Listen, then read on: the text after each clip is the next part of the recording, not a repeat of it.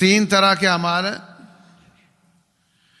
آپ پیپر میں بیٹھیں، اگر آپ صحیح جواب لکھ رہے ہیں تو پاس ہو جائیں گے، اگر آپ غلط جواب لکھ رہے ہیں تو فیل ہو جائیں گے. دو طرح کے ہو گئے.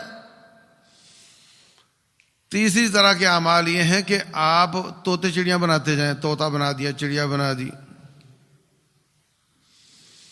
روشنائی بھی استعمال ہوئی، محنت بھی لگی، وقت بھی لگا، مگر فیل ہو جائیں گے.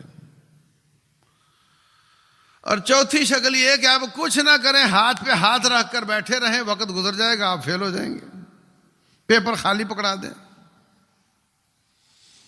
ہم جس پیپر میں بیٹھے ہیں اس میں بھی جو صحیح اچھے نیک اعمال کرے گا پاس ہو جائے گا،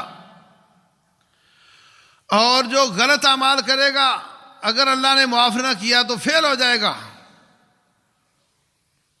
اور تیسرا جو طوطے چڑیا بنانے والا ہے، سنوکر کھیلنے والا،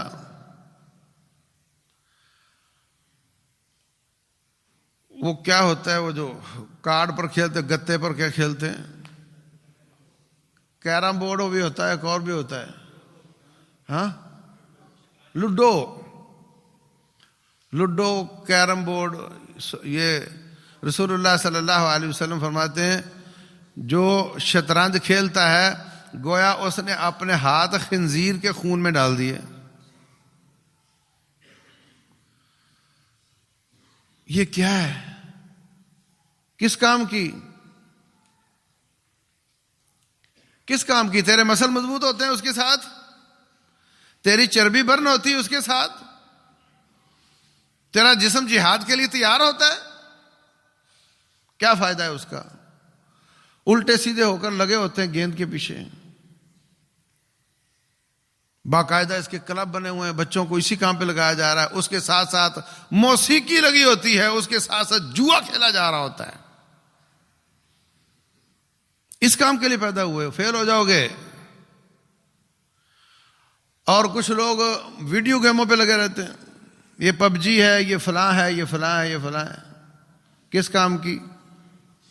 پیسہ بھی ضائع، اور اس سے زیادہ آپ کی صحت برباد، اس سے زیادہ آپ کی زندگی برباد، وقت برباد. اس کام کے لیے پیدا ہوئے ہو. رسول اللہ صلی اللہ علیہ وسلم نے فرمایا کل ما یلہو بہ الرجل باطل، تمام گیمیں باطل ہیں، الا رمیہ بسیفہ، بقوسہ، تیر اندازی، شمشیر زنی، یہ کرنا، پھینکنا، جا کر تیر پکڑ کر لانا، چیک کرنا کہاں لگا ہے. نمبر 2 مداعبتہ اہلہ، گھر والی کے ساتھ کھیل کود کرنا. نمبر 3 تادیبہ فرسہ، گھوڑے کو ادب سکھانا، گھوڑ سواری کرنا. ایک روایت میں تیراکی کرنا بھی آتا ہے. یہ تو نبی صلی اللہ علیہ وسلم نے فرما دی. اس کے ساتھ ہم چلو قیاس کرتے ہوئے ایسی گیم لگا لیں گے کہ جس کا فائدہ مسلمانوں کو ہو، جس کا فائدہ اس کے جسم کو ہو، تھوڑے وقت اور تھوڑے پیسے میں اس کی چربی مسل بن جائیں، مضبوط ہو جائے. رسول اللہ صلی اللہ علیہ وسلم فرماتے ہیں المؤمن القوی خیر واحب الی اللہ من المؤمن الضعیف.